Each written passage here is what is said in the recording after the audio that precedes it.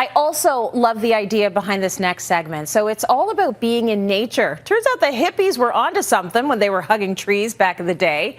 Being with trees benefits us physically, mentally, and emotionally. And I know how I feel when I'm out in nature with my family. It just seems to calm everyone down, including the dog. So what are the benefits when it comes to our happiness, Kathie? Let's talk about this.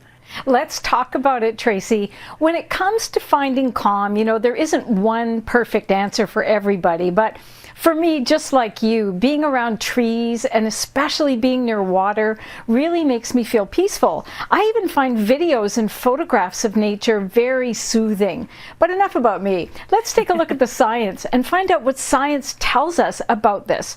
So I think we can all understand that we're exposed to environmental toxins when we're at home and when we're out in the world. Couple that with the high stress levels we've all been under over the last year and a bit because of, well, life and devices, and it's clear we need some help. In Japan, there's a practice called Shinrin-yoku, or forest bathing. And one of the world's leading experts on the subject, Dr. King with a Q, Lee, says that forest bathing can actually benefit us by lowering blood pressure, boosting our mood, helping with sleep, and actually be beneficial when it comes to preventing disease. So it's an important practice. Dr. Lee wanted to investigate whether or not forest bathing would benefit some office workers in Tokyo who were suffering with sleep deprivation because of high stress levels. So in this experiment, these participants walked in the forest for the same amount of time they would have walked in an urban setting on any given workday. And what they found after the walk was that their anxiety was considerably lower, they actually slept better, and they slept longer. Afternoon walks were more beneficial than morning walks. And I think it's just so powerful to understand that this practice was recognized in the 80s and is now a pillar of preventative medicine. So I love hearing about the science, because for me, when I'm near the water, there's this place we go to in the beach and the waves are crashing. After about maybe a minute of just tuning into that and not talking, something there switches in my brain. It's like a trance-like state. And I've never really thought about the science of it, but I know it's healing and I know it works every time. So that is good to hear that it's backed up by science. Now, tell us a bit more about why connecting with nature has such positive effects, Kathie, on our health. Think about it. Most of us live in highly concentrated urban environments, and we're somewhat disconnected from the natural world. Many of us spend about 90% of our time indoors, and much of that time in front of either a computer screen or some other device. But we're part of the natural world, and this disconnection has created something called nature deficit. Because it turns out Dr. Lee's research lined up with what a Russian scientist found out about trees and plants.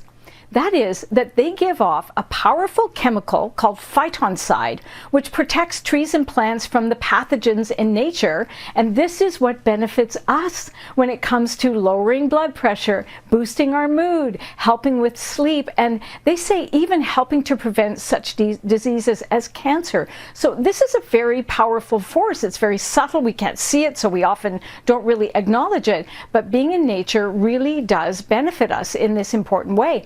And here's another fun fact. There's a lot more oxygen in the forest than there is in an urban setting. And the trees that produce more phytoncides are the evergreens, such as pine, spruce, and cedar. So lots of power right around your neighborhood, for sure. Absolutely. Now, I understand that there are actually guidelines to optimize our experience when we're forest bathing. Can you tell us more about them? Sure, and Tracy, they're somewhat counterintuitive because, not to sound cliche, but it's about being mindful. So it's not about having a destination or moving at a fast pace, which is what we do in our normal life. So it's about being present, absorbing the experience with all of our senses. So noticing the different shades of green in the trees, listening to the critters and the birds and what they're up to, and just being, actually, just being. And it's also recommended that we leave our phones and our cameras at home because there's always a temptation to want to share the experience with other people, but it's important to just be present with no distractions. And that's how we'll get forest bathing right, is by not having expectations and just being. Okay, now I need to know this. Are there specific places we need to go to forest bathe, or can we do it anywhere? Well, Japanese researchers did find that people who lived in heavily forested areas had a lower risk of early mortality and disease. But the truth is, you don't have to live in a heavily forested area. You just have to find yourself some green space. So I'm sure when you go to the lake and you're near the water, there are trees nearby. So it's even in a park, or maybe your backyard has lots of trees.